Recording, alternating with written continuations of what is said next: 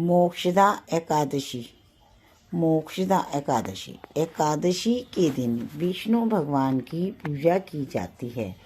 पीले फूलों से उनका पूजन किया जाता है, पीला चंदन लगाया जाता है, निराहार रह के व्रत किया जाता है। इस दिन निराहार रहना चाहिए, अन्न का सेवन नहीं करना चाहिए और जो है चावलों को बिल्कुल ही नहीं खाना चाहिए। मोक्षदा एकादशी जैसा कि नाम है वैसा ही उसका कार्य है, मोक्ष को प्रदान करती है। अपने लिए भी रखना हो व्रत और पितरों के लिए भी। अगर हम ये व्रत रखते हैं तो आगे आने वाले समय में हमें मोक्ष की प्राप्ति होती है, हमें हमारे पापों से मुक्ति मिल जाती है। और जिन्होंने भी ये व्रत किया है उनके पितरों को इससे नरकों की यातनाओं से मुक्ति मिल जाती है और वह जो हैं मोक्ष को प्राप्त हो जाते हैं। मोक्ष एकादशी जो है, महाभारत के युद्ध के समय श्री कृष्ण भगवान ने अर्जुन को उपदेश दिया था। इस दिन मोक्षदा एकादशी थी उस दिन, और इसी कारण उस मोक्षदा एकादशी को गीता जयंती के नाम से भी जाना जाता है। इस दिन हम गीता का पाठ कर सकते हैं, गीता का अध्याय शुरू कर सकते हैं और ओम नमो भगवते वासुदेवाय, ओम नमो भगवते वासुदेवाय मंत्र का जाप कर सकते हैं। ओम नमो भगवते वासुदेवाय, कृष्ण भगवान की जय, कृष्ण हरे कृष्ण हरे कृष्ण हरे कृष्ण का उच्चारण किया जा सकता है। इस बारे में एक कथा है। चंपा नामक एक नगर था जिसका राजा जो था विखानत था।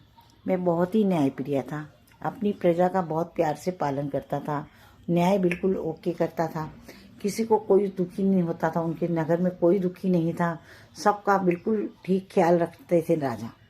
अपने परिवार की तरह उन्होंने अपनी प्रजा को रखा हुआ था।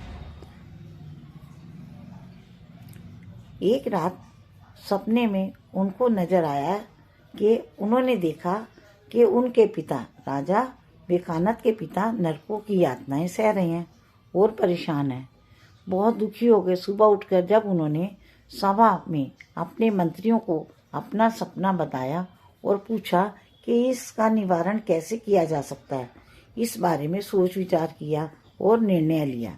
तब वे पर्वत मुनि के पास गए और इसके बारे में पूछा। तब उनको पर्वत मुनि ने बताया कि मोक्षदा एकादशी का व्रत करने से उनके पितरों को जो है वो मोक्ष प्राप्त हो जाएगा। फिर राजा विखानत ने मार्गशीर्ष शुक्ल पक्ष की मोक्षदा एकादशी में व्रत किया, गीता का पाठ किया और अपने पिता को नरकों से मुक्ति दिलाई। जैसा कि मोक्षदा एकादशी का नाम है वैसे ही उसका कार्य है, वह सबको मोक्ष प्रदान करने वाली है। पापों से मुक्त करने वाली एकादशी का नाम ही मोक्षदा एकादशी है और इस दिन को गीता जयंती के नाम से जाना जाता है।